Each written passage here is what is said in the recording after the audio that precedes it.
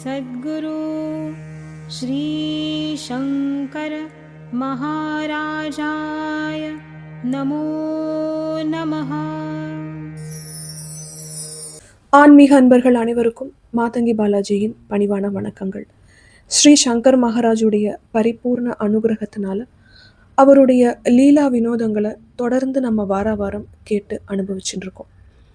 மலிநகர் அப்படிங்கிற இடத்துல இருந்த சர்க்கரை ஆலையில் பிரதான் மற்றும் அஷர் அவர்களுடைய அனுபவங்களை நம்ம சென்ற காணொளிகளில் கேட்டு தெரிஞ்சுட்டோம். அதன் தொடர்ச்சியாக இந்த காணொளியில் மலிநகர் சர்க்கரை ஆலையில் வேலை செய்து கொண்டிருந்த வசந்த்ராவ் குல்கர்னி அப்படிங்கிறவருடைய அனுபவங்களை கேட்டு தெரிஞ்சுக்க போகிறோம். சாஸ்வத் மலிநகர் சர்க்கரை ஆலையில் வசந்த்ராவ் குல்கர்னி அப்படிங்கிறவர் வெல்டிங் வேலை பார்த்துட்டு இருந்தார். மகாராஜ் எப்பெல்லாம் மலிநகர் வராரோ அப்பெல்லாம் அந்த சர்க்கரை ஆலைக்கு சொந்தமான ஒரு பங்களா இருக்கும். அந்த பங்களாவில் தான் வந்து தங்குவார். நம்ம எல்லாருக்குமே தெரியும், மகாராஜ் வித்தியாசமாக நடந்து கொள்ளும் குணம் கொண்டவர் அப்படிங்கிறதுனால அவர் வந்து பார்க்குறதுக்கு ஒரு பைத்தியம் போலவும் அங்கேயும் இங்கேயும் சுத்திண்டு கையை வந்து எப்போ பார்த்தாலும் உதறிண்டே எல்லாரையும் கெட்ட கெட்ட வார்த்தைகளால் வசைப்பாடிண்டே சுற்றி சுற்றி வருவார். அவர் வந்து சர்க்கரை ஆலையில் வேலை செய்கிற தொழிலாளர்கள் தங்கும் இடங்களுக்கெல்லாமும் உள்ளே போய் இதே மாதிரி வித்தியாசமாக நடந்துப்பார். வசந்த்ராவ் அவர்களும் இந்த சர்க்கரை ஆலையில் ஒரு வெல்டிங் தொழிலில் இருந்தார் அப்படிங்கிறதுனால அவரும் சர்க்கரை ஆலைக்கு சொந்தமான அந்த தொழிலாளர்கள் தங்கும் இடத்துல தான் இருந்தார். அவருக்கு மகாராஜை பார்க்கும் பொழுதெல்லாம் ஒரு கோபமும் ஒரு அருவருப்பும் இருந்தது. என்ன இவர் இப்படி ஒரு வித்தியாசமாக நடந்துக்கிறாரே அப்படின்னு அவரை விட்டு தள்ளியே இருக்கணும் அப்படிங்கிற மாதிரி தோணித்து. ஒரு முறை அவர் என்ன பண்ணுறாருன்னா, பிரதான் கிட்ட போயிட்டு, என்ன மாதிரியான மகாராஜ் இவர் அப்படின்னு கேட்குறார். நீங்கள் ஒன்று ஞாபகப்படுத்திக்கலாம், பிரதானுக்கு மகாராஜை பற்றி புரியறதுக்கு முன்னாடி அஷர்கிட்ட அவரும் இதே மாதிரி தான் கேட்டார். என்ன மகாராஜ் இவரெல்லாம் எப்படி வந்து நீங்கள்லாம் மகாராஜ்னு கும்பிடுறீங்க அப்படின்னு கேட்டார். அதே கேள்வியை தான் இப்போது வசந்த் அவர்களும் பிரதான் கிட்ட கேட்குறார். ஆனால் பிரதான் மகாராஜை புரிஞ்சுண்டு அவரோட பக்தர் ஆனதுக்கு அப்புறமா இந்த கேள்வியை வசந்த் கேட்டதுனால அவர்கிட்ட பிரதான் சொல்கிறார், நீ ரொம்ப அதிர்ஷ்டம் பண்ணியிருந்த அப்படின்னா நீ இவரை பற்றி புரிஞ்சுப்ப அப்படின்னு பதில் சொல்கிறார். இதில் ஒரு அற்புதமான விஷயம் என்னன்னா, சித்தனுக்கும் பித்தனுக்கும் ஒரு எழுத்து தான் வித்தியாசம். இரண்டு பேரும் கிட்டத்தட்ட ஒரே மாதிரியாகத்தான் நடந்து கொள்வார்கள். ஆனால் சித்த நிலையும் கொஞ்சம் பித்த நிலை தான் அப்படிங்கிறது நம்மளால் புரிஞ்சுக்க முடியறது இல்லையா? ஆனால் இதை ஞானக்கண் கொண்டு பார்க்கும் திறன் நமக்கு கிடைச்சதுன்னா யார் சித்தன் யார் பித்தன் அப்படிங்கிறத நம்மளால் கரெக்டாக புரிஞ்சுன்ற முடியும். அதற்கு சில அனுபவங்களும் அற்புதங்களும் ஒரு சாதாரண மனுஷர்களுக்கு தேவைப்படுறது அப்படிங்கிறதுனால தான் மகான்கள் சில அற்புதங்களை செய்து நான் பித்தன் இல்லை சித்தன் அப்படிங்கிறத தன்னை வெளிப்படுத்திக்கிறாங்க. அப்படி வசந்த் அவர்களுக்கு ஒரு வித்தியாசமான அற்புதத்தை மகாராஜ் நிகழ்த்தி காட்டினார். அதை பற்றி தான் நான் இப்போ உங்களுக்கு விளக்கமாக சொல்ல போகிறேன். இந்த நிகழ்ச்சி 1946 வருடம் நடந்தது. மகாராஜ் எப்போதும் போல மலிநகர் சர்க்கரை ஆலைக்கு வந்திருக்கார். அப்போது அவர் கூட பிரதான் மற்றும் அஷர் 2 பேரும் இருக்காங்க. எப்போதும் போல மகாராஜ் தன்னுடைய கையில் சிகரெட் பாக்கெட் மற்றும் பிராந்தி பாட்டில்களை எடுத்துட்டு ஃபேக்ட்ரியை சுற்றி வரார். இதுதான் முதல் முறையாக வசந்த் அவர்கள் மகாராஜை நேருக்கு நேராக சந்திக்கிறார். மகாராஜ் காலையில் சுமார் 8:30 மணிக்கு பிரதான் மற்றும் அஷரை கூட்டிட்டு ஃபேக்ட்ரி வளாகத்தை சுற்றி வரார். அப்போது வசந்த் அவர்கள் தன்னுடைய வெல்டிங் வேலையில் மும்மரமாக இருக்கார். மகாராஜை பார்க்கும் பொழுதே வசந்துக்குள்ள ஒரு கோபம் தானாக உள்ள குபுகுபுன்னு பொங்கி வருது. ஏனோ தெரில, அவருக்கு மகாராஜை சுத்தமாக பிடிக்கவே இல்லை. மகாராஜ் பக்கத்தில் தாண்டி போகிறார். அப்போ போகும் பொழுது வசந்த் அவர்கள் தன்னோட வேலையில் மும்மரமாக இருக்கார். இப்போ மகாராஜ் என்ன பண்ணுறாருனா அவரோட இடுப்பில் ஓங்கி உதைக்கிறார். இவருக்கு குபுகுபுன்னு கோபம் வருது. ஆனால் ஒன்றும் அவரை வந்து எழுந்து சண்டை போட்டோ திட்டியோ எதுவுமே பண்ணலை. பெருசாக எதுவும் கண்டுக்காமல் தன்னோட வேலையை கவனிச்சுட்டு இருக்கார். மகாராஜ் உதைக்கிறார். உதைச்சிட்டு தன் கையில் வந்து பிராந்தி பாட்டில் வச்சுட்டு இருக்கார் இல்லையா, அதிலிருந்து ஒரு கிளாஸ் ஊற்றி பிராந்தியை குடிக்கிறார். திருப்பி கொஞ்சம் தூரம் நடந்து போகிறார். போயிட்டு திருப்பி வரார். வந்துட்டு திருப்பி அவரோட இடுப்புல உதைக்கிறார். உதைச்ச உடனே வசந்துக்கு இன்னும் கோபம் அதிகமாகுது. என்ன பண்றதுன்னு தெரியல. எழுந்து அவரை திட்டவும் முடியல. இன்னொரு வாட்டி மட்டும் அவர் வந்து என்னை உதைக்கட்டும், அவரோட காலை உடைச்சு விட்டுறேன் அப்படின்னு மனசுல நினைச்சுட்டு வேலை பண்ணிட்டே உட்காந்துட்டு இருக்கார். மகாராஜ் அவரை உதைச்சிட்டு முன்னாடி பண்ண மாதிரியே தன் கையில இருந்த பிராந்தியை கொஞ்சம் எடுத்து தன்னுடைய கிளாஸ்ல ஊற்றி குடிக்கிறார். மகாராஜ் சும்மா விடலை. திருப்பி போயிட்டு வந்து 3வது முறையாக வசந்துடைய இடுப்புல உதைக்கிறார். உதைச்சு வசந்த் வந்து கோபப்பட்டு அதுக்கு பதில் கொடுக்கறதுக்கு முன்னாடியே மயக்கமாகி கீழே விழுந்துடுறார். விழுந்து அவருக்கு ஜுரம் அடிக்க ஆரம்பிச்சிடுறது. சுற்றி இருக்கிறவங்கெல்லாம் என்னடா இது, இவர் இப்படி மயக்கம் அடித்து விழுந்துட்டாருன்னு அவரை தூக்கிண்டு அவரோட வீட்டுக்கு கொண்டு போயிடுறாங்க. வீட்டுக்கு போனதும் டாக்டர்கள் வரவழைக்கப்படுறாங்க. வரவழைச்சு என்ன ஆச்சு அப்படின்னு பார்க்குறாங்க. டாக்டர்கள் வந்து இது ரொம்ப ஜுரத்தோடைய தீவிரம் ரொம்ப அதிகமாக இருக்குது, இந்த ஊரில் இதுக்கு வைத்தியம் பண்ணுறதுக்கான வசதிகள் இல்லை, உடனடியாக பண்டரிபுரத்துக்கு எடுத்துன்னு போயிடுங்க அப்படின்னு சொல்கிறாங்க. நீங்கள் இப்படியே விட்டீங்கன்னா அது வந்து மூளையை தாக்கி இவருடைய உயிருக்கே ஆபத்தாயிடும் அப்படின்னு எச்சரிக்கை கொடுக்குறாங்க. இந்த நிகழ்ச்சிகள்லாம் நடந்துட்டு இருந்த அதே நேரத்தில் மகாராஜ் பிரதான் மற்றும் அஷரோட பங்களாவில் உட்காந்துட்டு இருந்தார்.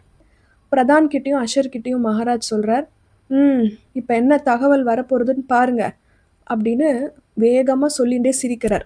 கொஞ்ச நேரத்திலேயே ஃபேக்ட்ரி ஆட்கள் எல்லாம் பிரதானை சந்திக்கிறதுக்கு வராங்க. ரொம்ப ஒரு பரபரப்பான நிலைமையில் பிரதான் கிட்ட சொல்கிறாங்க, வசந்த் குல்கர்னியோட உடல்நிலை ரொம்ப மோசமாக இருக்குது, டாக்டர்கள்லாம் வந்து பார்த்தாங்க, அவரை உடனடியாக பண்டரிபுரத்துக்கு தூக்கின்னு போகணும் அப்படின்னு சொல்லிட்டாங்க, அவருக்கு ஜுரம் ரொம்ப அதிகமாக இருக்குது அப்படின்னு பதட்டமாக வந்து சொன்னாங்க. ஆனால் மகாராஜோ இதை கேட்டுட்டு இன்னும் அதிகமாக சிரிக்கிறார். என்ன குடிகாரன் கெட்டவன் அப்படின்னு சொன்னவனுக்கு இப்போ என்ன ஆச்சு பத்தியா, ஜுரம் வந்து மோசமான நிலைமையில் இருக்கான், எல்லாம் நல்லதுக்கு தான் அப்படின்னு சொன்னார். அதாவது இது வந்து ஒரு சாபம் கொடுக்குற மாதிரி மகாராஜ் சொல்கிறாரோ அப்படின்னு நமக்கு ஒரு நிமிஷம் தோணும். இது அப்படி கிடையாது. இது ஒரு ஷாக் ட்ரீட்மெண்ட் மாதிரி, இது ஒரு வைத்தியம். அதாவது இப்படி ஒரு ட்ரீட்மெண்ட் கொடுக்கும் பொழுது என்ன நடக்கிறது அப்படின்னு எல்லாரும் திரும்பி பார்ப்பாங்க. வசந்துக்கு ஒரு பெரிய ஒரு மாற்றம் நடக்கும் அந்த நேரத்தில்.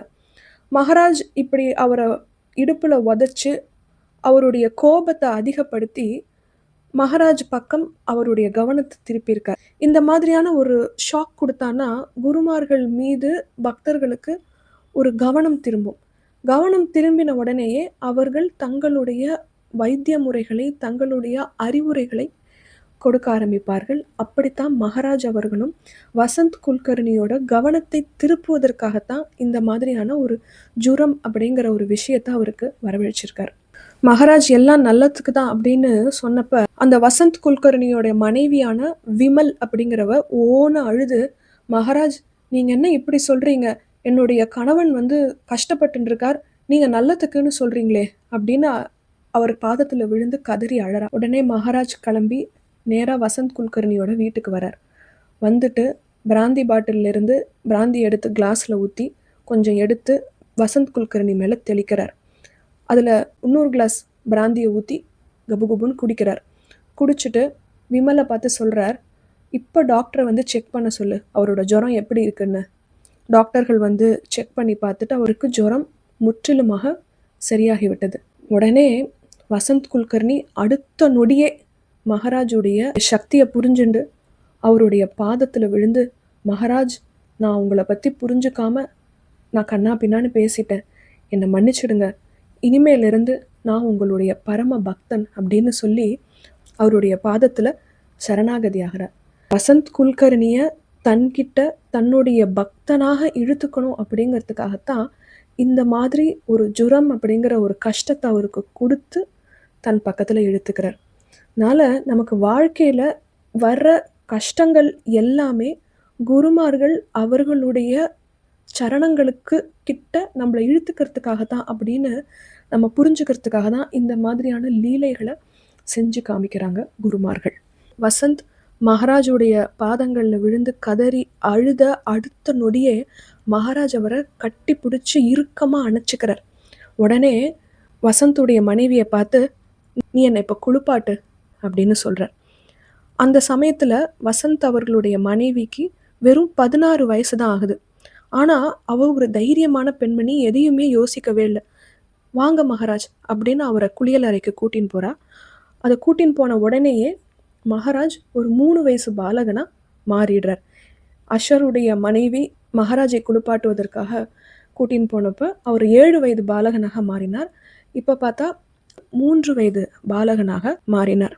குளிக்க வைத்து அவர் பணிவிடைகள் அனைத்தையும் செய்து அவருக்கு பூஜை செய்து எல்லாம் விமல் பண்ணி முடிச்சதுக்கு அப்புறமா மகாராஜ் சொல்கிறார், நீ உட்காரு, நான் உனக்கு பூஜை பண்ணுறேன் அப்படின்னு விமலை உட்கார வச்சு அவளுடைய தலையை வாரி விட்டு அவளுடைய நெத்தியில் குங்குமத்தை வச்சு அவளை ஒரு அம்பாளாக வடித்து பூஜை பண்ணினார்.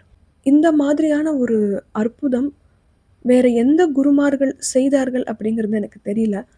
ஆனால் சங்கர் மகாராஜ் தன்னுடைய பக்தையை அம்பாளாக நினைத்து அவர் பூஜை பண்ணியிருக்கார்.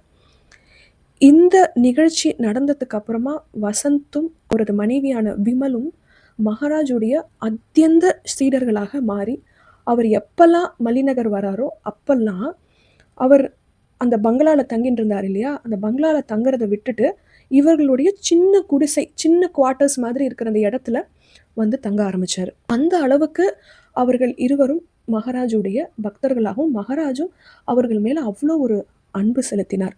அப்படிங்கிறது தான் இந்த அற்புதம். பூர்வ ஜென்ம தொடர்பு இருக்கிறதுனால தான் குரு சிஷ்ய பந்தம் அப்படிங்கிறதே உருவாகிறது. ஆனால் அதை உடனடியாக அந்த சிஷ்யன் குரு பக்கம் திரும்பணும் அப்படின்னா குரு இந்த மாதிரியான சில அதிர்ச்சி வைத்தியங்கள் கொடுத்து அவர்களை தன் பக்கம் இழுத்து கொண்டு அவ்வளோ ஒரு அன்பை பொழிய ஆரம்பிக்கிறாங்க. அப்படிங்கிறதுக்கு இந்த லீலை ஒரு அற்புதமான உதாரணம்.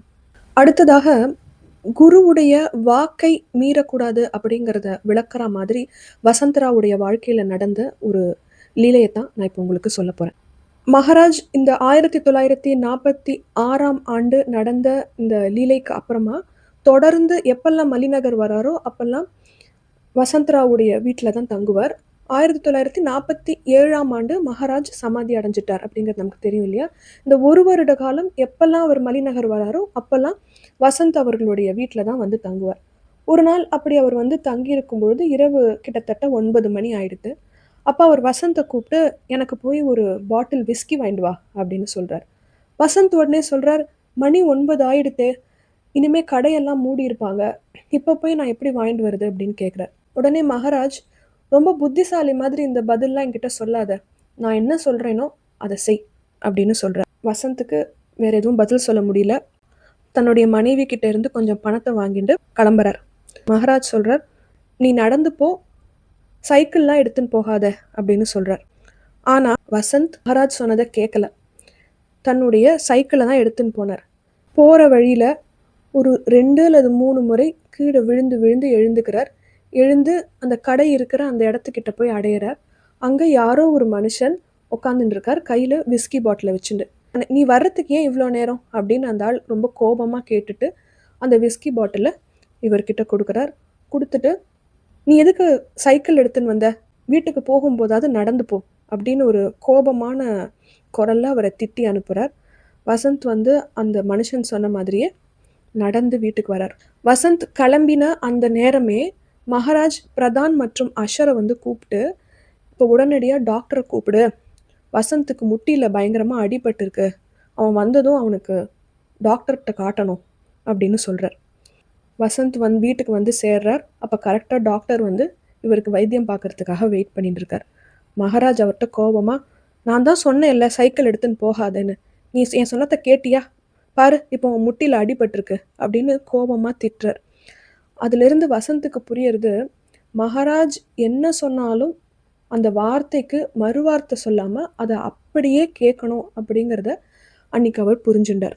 மகாராஜுக்கு எவ்வளவு அன்பு பாருங்க தன்னுடைய சிஷ்யன்கிட்ட. அன்னைக்கு நைட்டு அவருக்கு வைத்தியம் பண்ணி, எனக்கு பக்கத்துலேயே நீ படுத்துக்கோ அப்படின்னு சொல்கிறார். படுத்துட்டு அவருக்கு சில யோக முறைகள் மூலமாகவும் சில மந்திரங்களை உச்சாடனம் பண்ணியும் அந்த மந்திரத்தை அன்னைக்கு அவருக்கு உபதேசம் பண்ணியும் அவருடைய வலியை அன்னைக்கு சரி பண்ணினார். அன்னைக்கு மகாராஜ் என்ன மந்திரத்தை அவருக்கு உபதேசம் பண்ணாரோ அந்த மந்திரத்தை வசந்த் அவர்கள் தன்னுடைய வாழ்நாளுடைய கடைசி நாள் வரைக்கும் உச்சாடனம் பண்ணிகிட்டே இருந்தார். அதாவது ஒரு தாய் தன்னுடைய குழந்தைக்கு அடிபட்டதுன்னா எப்படி பார்த்துப்பாளோ அந்த மாதிரி மகாராஜ் அன்னைக்கு வசந்தை பார்த்துட்டார் அப்படிங்கிறது தான் இங்கே நம்ம புரிஞ்சுக்க வேண்டிய விஷயம். குரு தாய்க்கும் மேலானவர் அப்படிங்கிறது தான் இந்த இடத்துல மகாராஜ் நமக்கு புரிய வைக்கிறார். இந்த லீலை நடந்த அன்றைய நாளிலிருந்து வசந்த் மகாராஜுக்கு அனைத்து விதமான சேவைகளும் செஞ்சுன்னு வந்தார். அதாவது மகாராஜுடைய துணிகளை துவைக்கிறது, அவருக்கு சாப்பாட்டுக்கான ஏற்பாடுகள் செய்கிறது, பாத்ரூம்க்கு போனார்னா அவருக்கு உதவிகரமாக இருக்கிறது, அவருக்கு சிகரெட் வாங்கின்னு வருது, பிராண்டி விஸ்கி போன்ற விஷயங்களை வாங்கின்னு வருது. இது எல்லாத்தையும் எந்த விதமான அருவருப்பும் இல்லாமல் அவர் சேவையாக செஞ்சுன்னு வந்தார். பார்த்தாலே கோபம் வந்துட்டு அருவருப்பு ஏற்பட்டு கொண்டிருந்த வசந்த் அவர்கள் இன்னைக்கு மகாராஜ் கழிவறைக்கு சென்றால் கூட அவருக்கு துணையாக சென்றார் அப்படிங்கிறது தான் இங்கே அற்புதமான ஒரு விஷயம். அந்த அளவுக்கு மகாராஜ் வசந்த் அவர்களை ஆட்கொண்டு தன்னுடைய பக்தனாக மாற்றிக்கொண்டார் அப்படிங்கிறது தான் இந்த லீலையில் புரிஞ்சுக்க வேண்டிய விஷயம் அப்படின்னு சொல்லி இந்த காணொளியை முடிக்கிறேன். தொடர்ந்து அடுத்த காணொளியிலையும் வசந்த் அவர்களுடன் மகாராஜ் செய்த லீலைகள் மற்றும் மலிநகரில் செய்த லீலைகளை தொடர்ந்து கேட்டு அனுபவிக்கலாம். சங்கர் மகாராஜுக்கு ஜெயம் உண்டாகட்டும் என்று கூறி இந்த காணொளியை முடிக்கிறேன். நன்றி.